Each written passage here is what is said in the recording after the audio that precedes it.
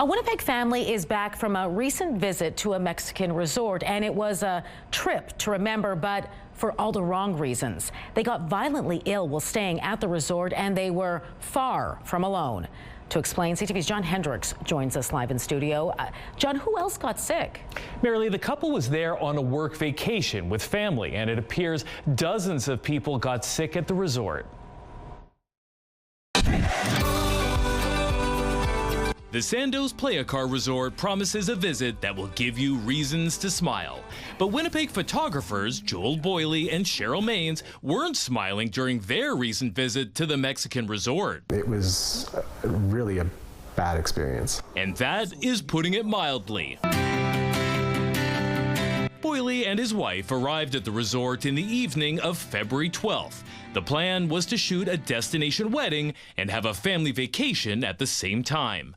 But roughly 2.5 days into the trip, they started getting sick.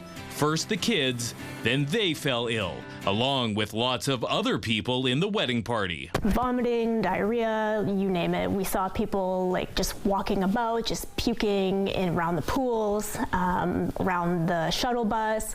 It was quite gross, to be honest. And it wasn't just their party that got sick. It was probably the worst 12 hours of my life. Sheena Robinson from Maple Ridge, BC, was also staying at the resort with 30 others, and illness ripped through their group as well. What is going on?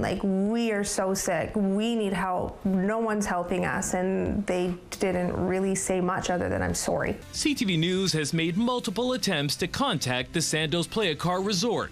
We have not yet heard back, but it has responded to recent Google reviews alleging guests got sick at the resort, saying in part, "At Sandos Play-A-Car, we are aware of the importance of maintaining the safety of our valued guests in the face of the viral outbreaks that have occurred in some countries and that unfortunately have affected several hotels in the destination."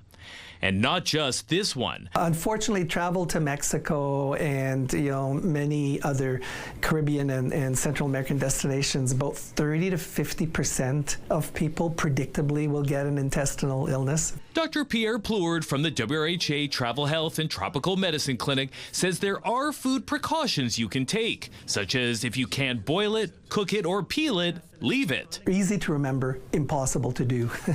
It's really hard. While illness may be somewhat common, Joel Boyley says the way his family and many others were treated made a bad situation worse. Ultimately, it all comes down to the way they handled it. Had they offered some sort of care, some solutions, you're not feeling well, well, we have soup available, or we have bottled water. Nothing. It was just completely ignored. Had they helped? Joel Boyley is hoping that there will be a thorough inspection done at the resort, so hopefully no one else will get sick. Now, as for him and his family, they have mostly recovered, although their 2-year-old is still feeling the effects.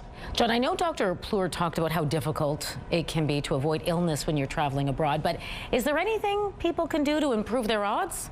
He says that hand hygiene is important, remembering, of course, not to drink tap water or even brushing teeth with it. And he says, if possible, avoid raw stuff and stick with cooked foods as much as possible. And to avoid hepatitis A, which can be acquired through food and water contamination, you can get a vaccine before you travel.